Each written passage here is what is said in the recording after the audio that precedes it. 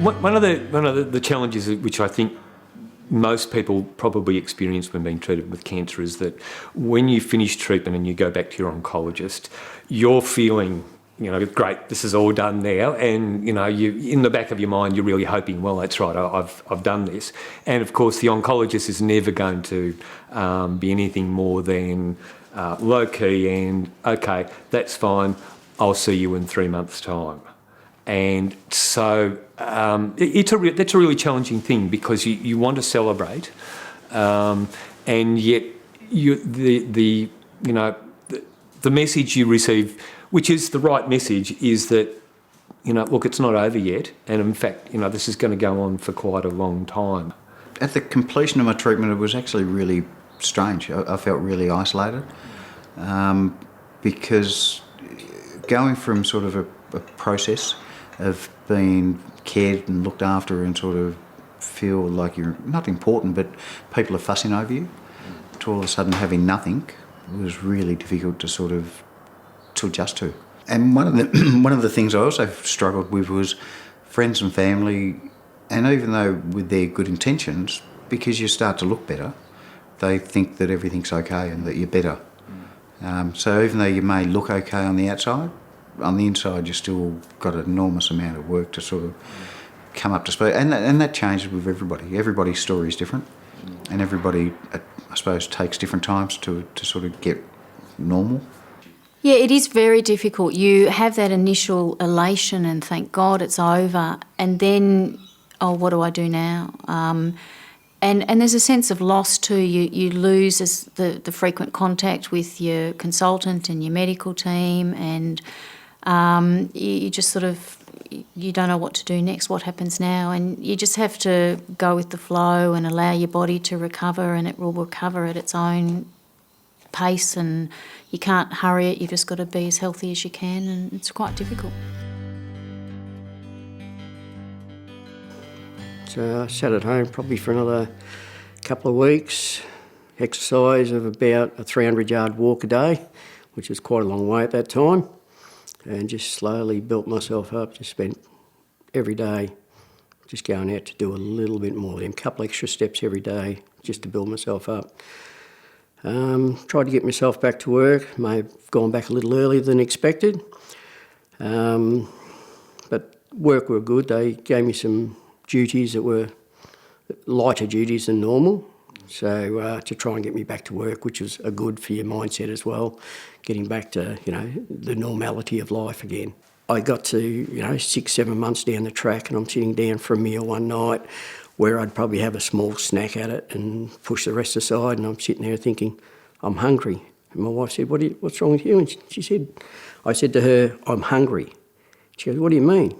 No, I'm hungry. I'm going to eat my tea. So I sat there and ate my tea. That was a major achievement to me. And to tell someone that, although you've been feeling lousy for 6 months and you can't see anything in sight, there is a little light at the end of the tunnel that when it does hit, you'll know it. I sort of had a combination of retreat and a new zest for life. In hindsight, I went back to work too quick, whether it was because I just wanted to prove to myself that I was okay, and also to prove to everybody else that I was okay. But what I found actually when I went back to work, just adjusting back into the rigours of working a normal day, was extremely difficult. I returned to work about 7 months after, or 7 or 8 months after my initial surgery, part-time, only because the only way I was able to do that was because I had a supportive workplace where I was a manager and they supported me, and I was able to do light duties and things, but I'd do a couple of hours and go and sleep on the couch in the consultation room and things like that. So it wasn't a good idea to return to work. It was way too early. In hindsight, having the support of a rehab consultant would have been best, which I have now. I was way too hard on myself trying to get back into it. The theories about getting back to work's the best thing. That's okay in the right situation. It's got to be appropriate to what you've been through, and for me, it wasn't. Once I started to feel well, I did go into depression, and it was because I had obviously nothing. I couldn't focus on getting better anymore because I was getting better, and depression set in, and I had to see a counsellor, which I'm still seeing a counsellor. I still continue to see the team of doctors and specialists as well, and they keep encouraging me to keep going, and things will improve. And obviously support from family and friends too is very important, and to keep busy. In terms of intimate relation and sexual dysfunction, that really gets pushed back at the time you're diagnosed, because your first reaction is you think you're going to die. But as you get through your surgery and as you get through your incontinence factor and everything settles down, the loss of intimate relationship impacts upon I think any couple, impacted upon us, and it still impacts a degree upon our relationship. There's got to be some reason for you to get out of bed, have a shower and a shave, and then go and do something. And I make sure I do that every day. That's so important. And getting back to physical exercise, I think it's absolutely vital that you develop a physical exercise plan which is gradually increasing and more demanding on you in accordance with whatever your GP or your other advisors say. And I think if you can get that together, then that's important. I think there's been a number of factors that have helped me. I think first my belief in myself, exercise, doing as much exercise as I can, getting myself as fit as I can, eating well. I'm no longer in the workplace, so I don't have a job which was a little bit stressful, and that's out of my life now. So I have time now to put into other things like exercise, getting myself feeling well and enjoying my life. I would often set myself little goals to achieve, and they might be as simple as what it was that I aimed to try and eat in terms of number of meals per day. If I was having anxiety, I'd often go for a walk, focus on deep breathing. So I'd look at each of the elements of what I was experiencing and work out how was I going to best deal with this at that time. And that's about all I could do, because I knew that at some point or another I was going to have to deal with some of these side effects. But it's how you manage them, which is really important, and it becomes easier. I think the more you do something, the easier it gets.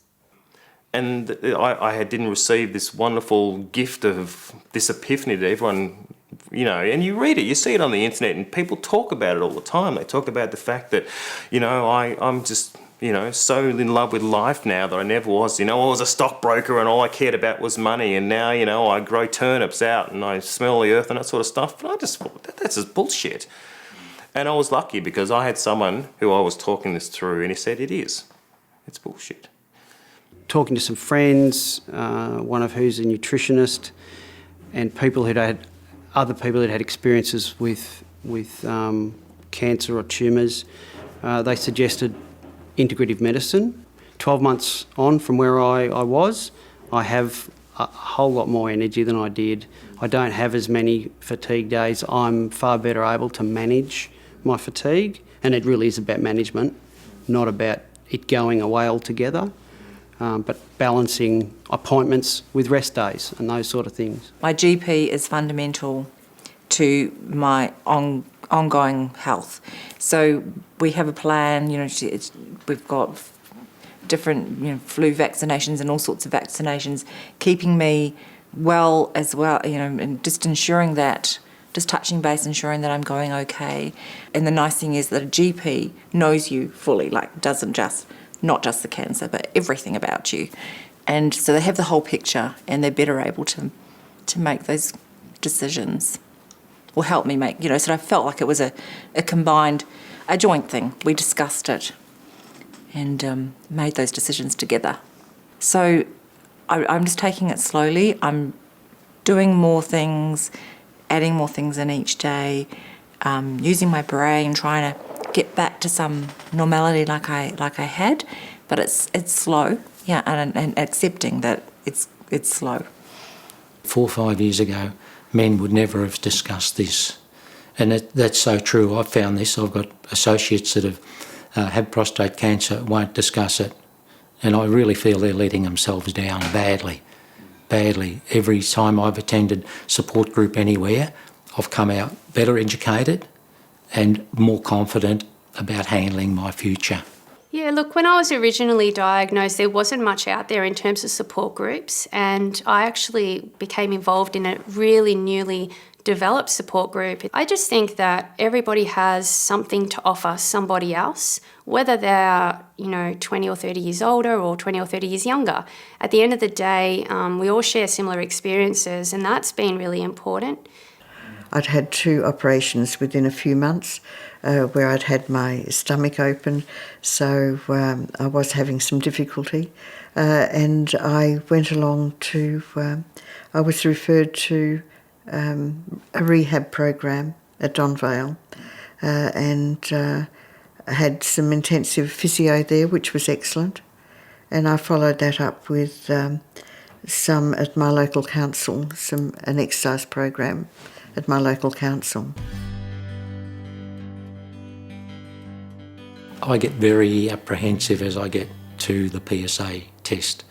Probably about 2 weeks out, I'm sort of counting down the days to go in and get that result. And my surgeon, when I see him now, he's aware of that, and he'll often just immediately hit me with the result. So yeah, it's another trying time. But every time I had scans coming due again, my headaches would start to rise. And when they were clear, the headaches would go away. So I sort of sat back and thought, well, there's no second tumour there, so I'm creating a lot of this myself. So I went to see some psychologist help to see how I could manage that a little bit better, because it was clearly I was creating a lot of these problems myself. So how did I manage those? And I spent 6-8 months, I suppose, on a regular basis talking to the psychologists at the Austin. And they were very helpful. They gave me a whole bunch of different options about ways I could handle those sorts of things. You're very fearful that the cancer's going to come back. And if you look at the statistics, or certainly mine, they don't look that great. But you have to think, I'm going to be an outlier for that statistic. So you just have to try and stay positive. And and sometimes it's, it's helpful to talk to. At one point I did go and see a professional about how I could contain my anxiety around this fear of the melanoma coming back, and that really helped. But also, I was saying, talking to people in a similar position who've had it, who understand the fear, has been really helpful as well. It's anxiety provoking, but you have to learn to live with it. And I've put that back onto my specialist. It's his job to find it if it's there, and it's my job to just tell him if I've got any symptoms, have my blood tests, have my scans. And so I sort of put that onto him, and my job is to just try and recover and get back into as normal a life as I can, if there is such a thing. What I do now is I think about, there could be a good scenario, a bad scenario, it could be something in between. It may not be the path I think, and sort of just prepare myself mentally for whatever answer, whatever response might be. And just think about all these options, like they're not that bad, like there's good and bad with each. So it's about preparing for all responses. But I'm generally a positive person, but I'm a realistic person as well. There are times when I do think it could come back, but I don't think seriously about it. I guess I'm fairly strong on sort of pushing that out of my head. And my attitude there is, if it does pop up again, I'll deal with it when it comes. But I don't want to have negative thoughts coming into myself about that, because it's not there now that I know of, so I don't want to think about it. I think the fear of reoccurrence is always going to be there, whether it's 5 years down the line or whether it's 10 years down the line.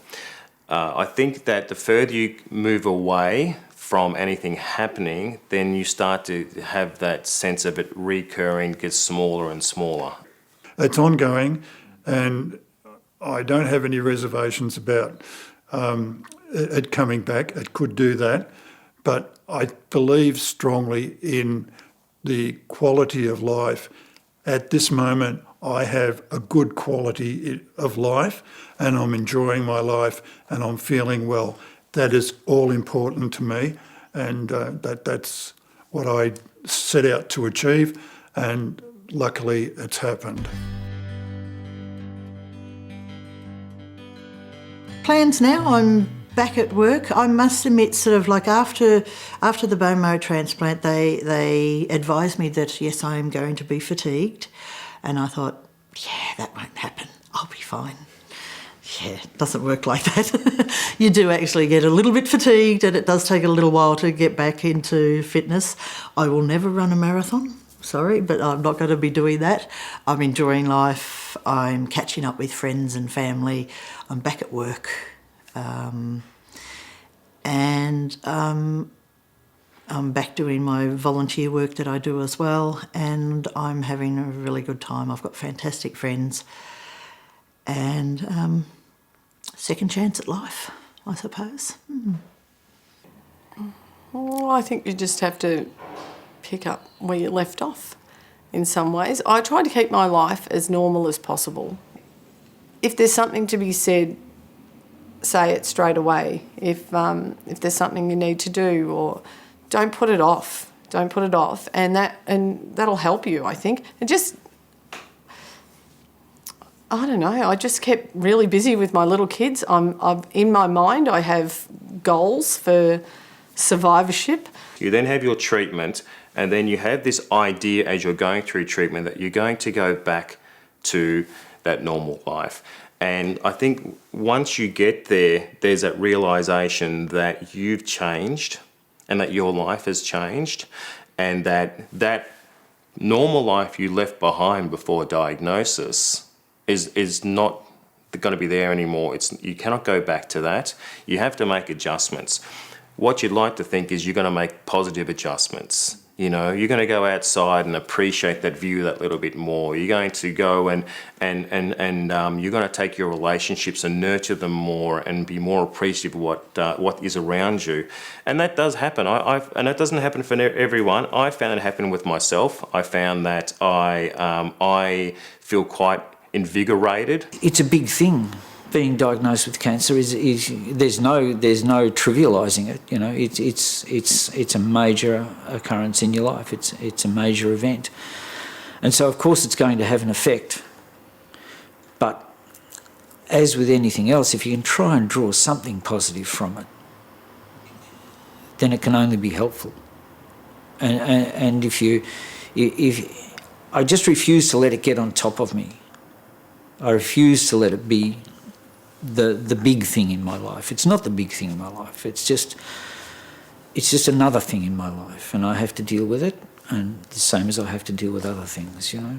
I have to put out the garbage at home. I have to go and have my cancer treatment. There's always got to be a bright light somewhere that you can grab hold of and build on.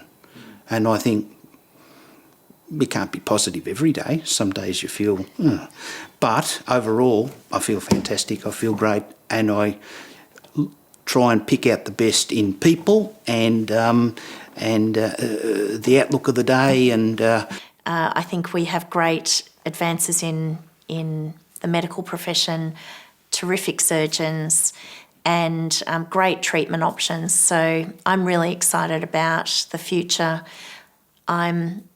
As I said earlier, I'm trying not to sweat the small stuff anymore, just really appreciating the little things in life, things like clouds, sunrises and sunsets. They're some of my favourite things, and more walks on the beach with my dog, and just really enjoying my family. So I feel blessed that I have responded really well to my treatment.